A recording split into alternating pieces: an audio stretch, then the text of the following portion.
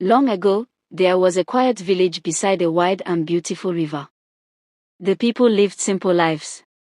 They farmed, fished, and believed the river had a spirit that washed over them. But sometimes, the river felt strange. Some days it was calm and friendly. Other days, it moved as if it was thinking deeply about something the people could not understand. In this village lived a young woman named Adana. She was loved by everyone. She was kind, gentle, and always ready to help. People said her smile could calm a sad heart. Adana lived with her old mother in a small mud house. Even though they were poor, she never complained. She believed life would become better one day. Not far from her home lived a young fisherman named Obina. He was strong and hardworking, but life was not easy for him. Every day, he went to the river to fish, but most times he returned with very little. Still, Obina was always smiling. The children in the village liked him because he told them stories and made them laugh, even when he had nothing. But Obina had one secret: he loved Adana deeply. And Adana also loved him. They did not shout their love. They kept it quiet. Every evening, they met near the river when the sun was going down. The place was peaceful, and the sound of water made their hearts calm. They would sit together and talk about the future. Obina once said, "One day, I will build a good home for you. A place where you will never suffer again." Adana smiled softly and replied, "I don't need riches. I only want us to stay together." Obina held her hand and said, "No matter what happens, I will never leave you. I will never turn my back on you." They both stayed silent for a moment, listening to the river flow. It felt like the river was listening to them too. One evening, as they were sitting together, the wind suddenly changed. The air became cold. The river started to move in a strange way, even though there was no strong wind. An old woman appeared behind them.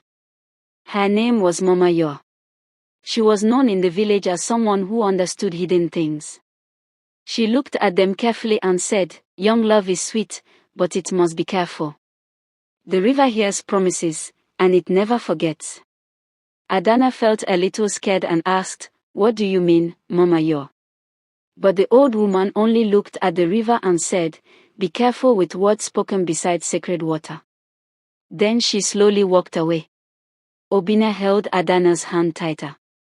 He said, "Don't worry about her. We are fine." But the river did not feel normal anymore. The water moved strangely, like it had a secret. Life in the village soon began to change.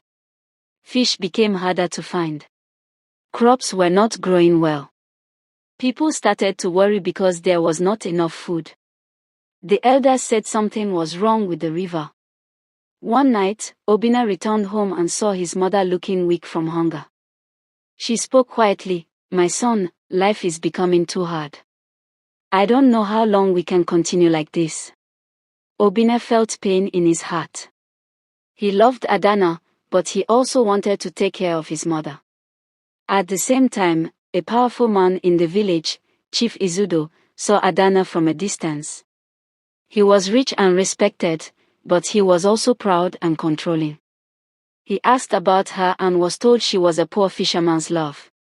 The chief smiled and said to himself, "She is too beautiful to remain in poverty." That night, Obina went again to the river to meet Adana. The sky was dark, and the stars were faint. Adana was already waiting for him.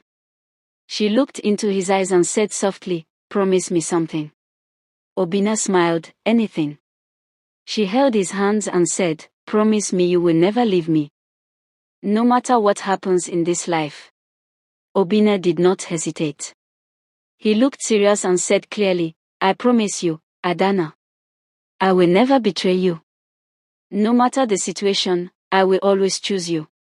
Adana smiled, relieved. She believed him completely.